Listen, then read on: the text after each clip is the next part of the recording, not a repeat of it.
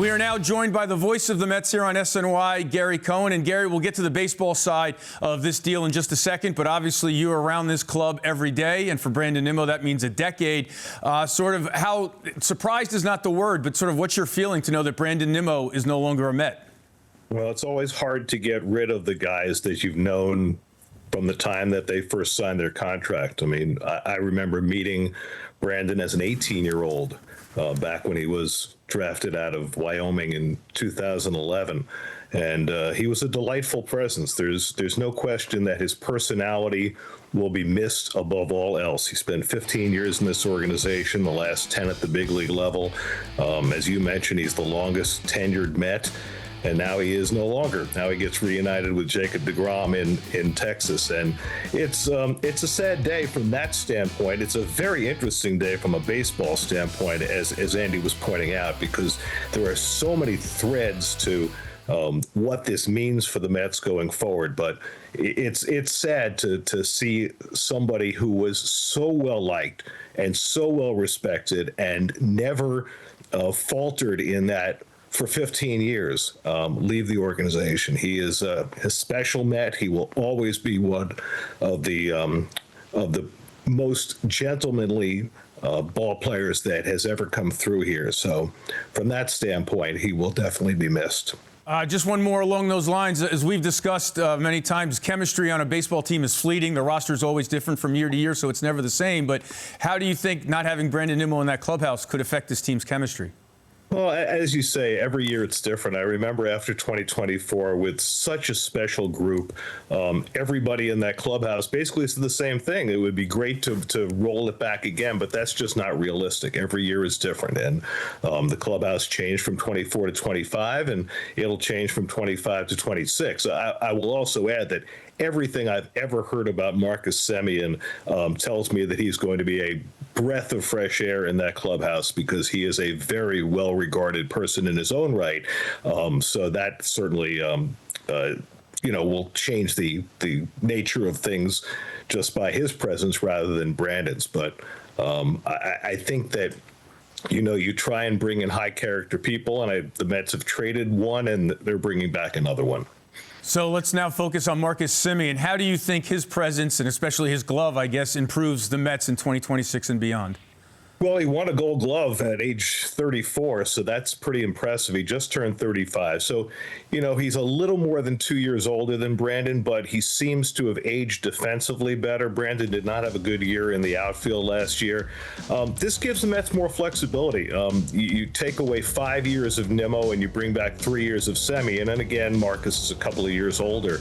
But at least defensively, the aging curve seems not to have hit him as hard. Now, offensively, how it impacts the Mets is going to be fascinating, because the last couple of years have not been kind to Marcus. He played through a very difficult foot injury last year, but it also does something else. The Mets have been trying to get more right-handed, and they do that with this trade, and that has impacts beyond just bringing in your everyday second baseman. It affects Mark Vientos' status on this team, because he was valued as a right-handed bat. It obviously affects Jeff McNeil's status on this team, because he's the incumbent second baseman, although he does have positional flexibility. But, what this does more than anything else is it opens up left field, and that presents a whole plethora of possibilities, whether that means a Carson Bench or a Jet Williams, either from opening day or eventually, or the possibility of signing a Kyle Tucker or a Cody Bellinger at the top of the free agent market. So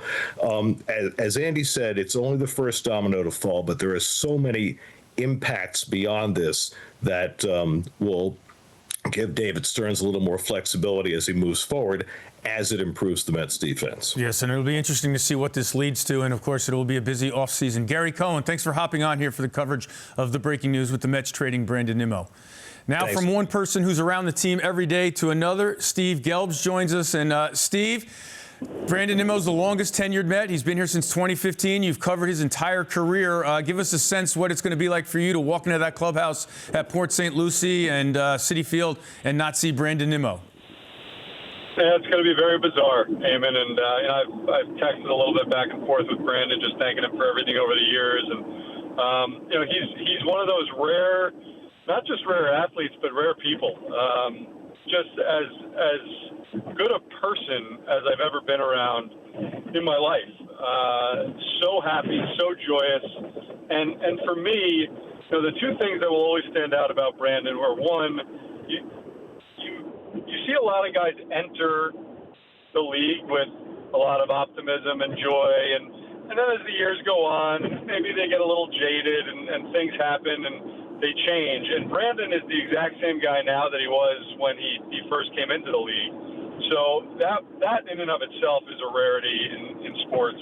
The second thing, though, is I think we sometimes forget the level of work that Brandon had to put in to squeeze out every possible ounce of talent that was in that body. Brandon Nimmo, every year, I would joke with him every spring, okay, what's it this year? What are we working on this year? What did we spend the offseason improving? He would always pick a weakness, and he would just work his tail off to get better at it, whether that was hitting lefties, whether that was improving his defense enough in center field to be re-signed as a center fielder, and be able to play everyday center field at one point. Whatever it was, he just really was one of those old-fashioned throwback grinders. And he was drafted as someone that was raw, didn't have any high school baseball in Wyoming when he was drafted a spot ahead of Jose Fernandez, and that was something that stuck with him for a while, as he took a long time to get to the majors compared to Fernandez, and certainly to peak the way we've seen him over the last number of years. But I always respected the way that he worked. And so it's going to be really strange not having him around. And listen, he is somebody that I will always be rooting for wherever he goes. Now it's Texas, but wherever he goes in the future. One more along those lines. He clearly was a leader on this team. I know there had been some conversations last spring about making a captain for the Mets, but I guess they didn't need one. But certainly he was a spokesperson and a leader. So how do you think his absence will impact the clubhouse? I think, and Gary spoke about this as well, it will be an absence, but everything that you hear when you speak to people around the league is that the Mets are certainly losing a great person and leader, but they're gaining one as well in Marcus Semien. So, sometimes,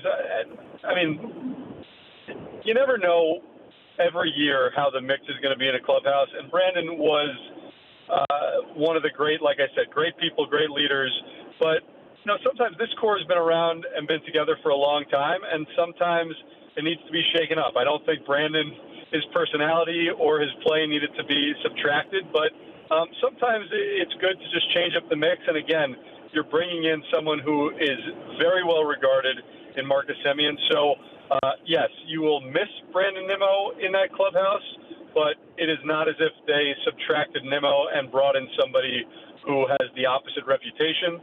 They brought in somebody who has an equally sterling reputation for that, and hopefully that contributes in a positive way to the 2026 Mets. All right, we'll see how that turns out for the Mets. And Steve Gelbs, thanks for joining us here on SNY. As again, breaking news, the Mets have traded Brandon Nimmo to the Texas Rangers for Gold Glove second baseman Marcus Semien.